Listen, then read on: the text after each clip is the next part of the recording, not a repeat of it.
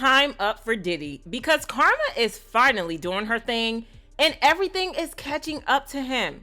Diddy's ex-girlfriend Cassie Ventura is out to take him down once and for all. And trust, this has opened a can of worms, and I just know more people are gonna start coming up against him.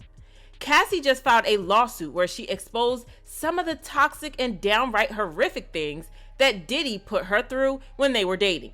And Cassie is out for blood.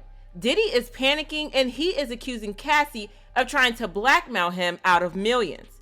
Child, this is drama and it's about to get messy.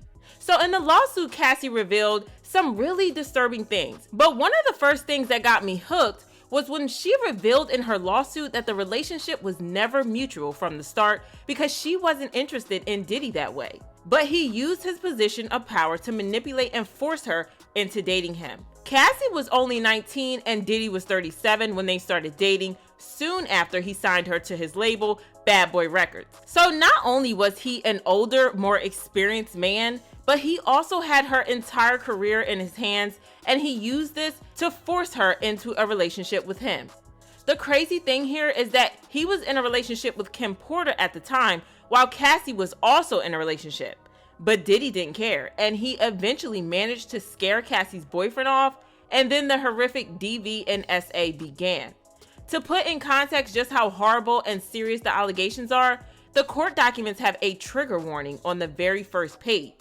In the documents, Cassie went on to reveal that Diddy SA'd her in her own home after she tried to leave him, often punched, beat, kicked, and stomped on her, resulting in bruises, burst lips, black eyes, and bleeding, forced her to engage in intimate acts with male SWs while getting off on it and filming the encounters, demanded that she carry his firearm in her purse just to make her uncomfortable and demonstrate how dangerous he is, and introduced her to a lifestyle of excessive alcohol and substance abuse and required her to procure illicit prescriptions to satisfy his own addictions. The sad part about this is that Cassie revealed that multiple people witnessed Diddy putting paws on her and hurting her, but none of them ever spoke up to defend her or even asked if she was okay because they were all terrified of Diddy and were scared that he would also hurt them. In the lawsuit, Cassie also claimed that she tried to leave Diddy on multiple occasions, but then he was literally in control of her future. She claimed that every time she tried to leave, he would have people calling her and telling her that she had to go back to him or he would ruin her career. But that's not all, because Cassie then revealed just how controlling Diddy was to her. He forced her to move out of her apartment and rented one for her close to his house in LA because he wanted her close at all times. He also rented her an apartment in Manhattan close to his New York home for the same reason. His controlling nature was so bad that Cassie revealed that he went as far as controlling her doctor's appointments and would have her health records sent directly to him. The court document said, on multiple occasions, Mr. Combs had Miss Ventura's personal medical records sent directly to his email address. For instance, when Miss Ventura began experiencing memory loss, potentially due to excessive and or head injuries caused by Mr. Combs, as described below, her MRI results were provided directly to Mr. Combs. Like that's not messed up enough, Cassie also revealed how Diddy would put hands on her every time he was upset. On one occasion, she listed in a lawsuit, she and Diddy had been out at a party with Jay-Z, and for some reason, he got mad at her at the party and he took it out on her on the way home. Mr. Combs, Miss Ventura repeatedly in an escalade, including by kicking and hitting her. He forced her out of the vehicle on Fifth Ave in New York City. She was eventually able to hail a cab and get to her apartment in Manhattan. There's also the time Cassie had a casual conversation with a music manager in a club, and Diddy got mad because he was not about to let Cassie out of his control.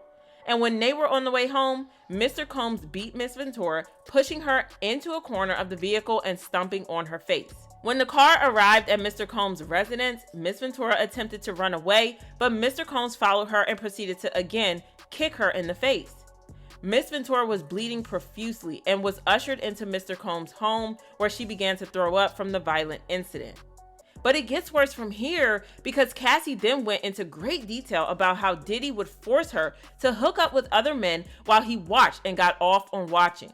She claimed that Diddy hired male black men to sleep with her while he watched and got off on that.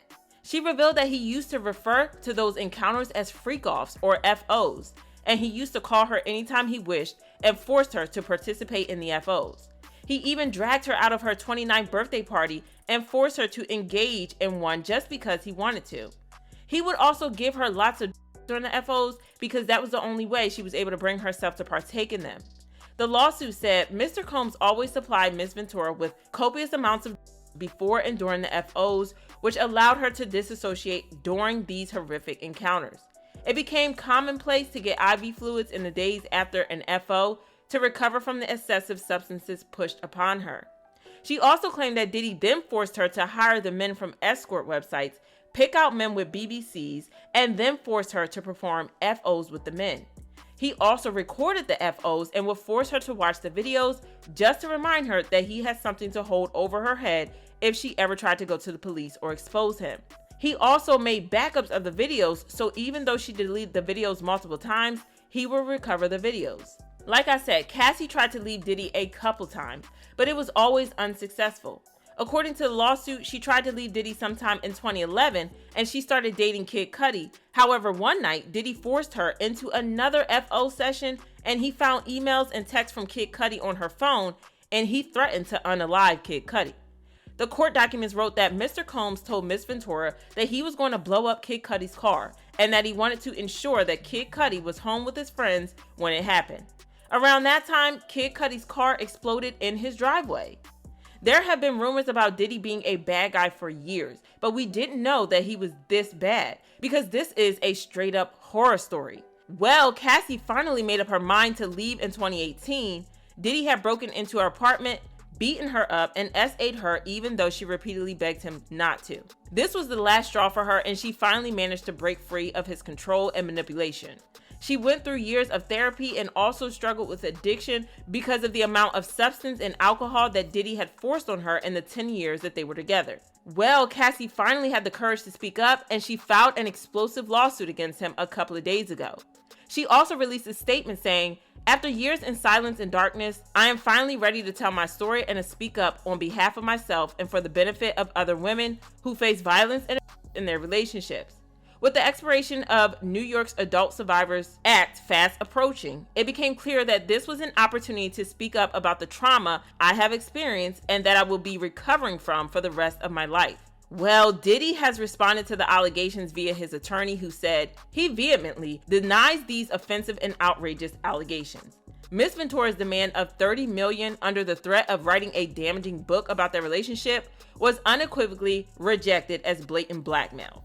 Despite withdrawing her initial threat, Ms. Ventura has now resorted to filing a lawsuit riddled with baseless and outrageous lies, aiming to tarnish Mr. Combs' reputation and seeking a payday.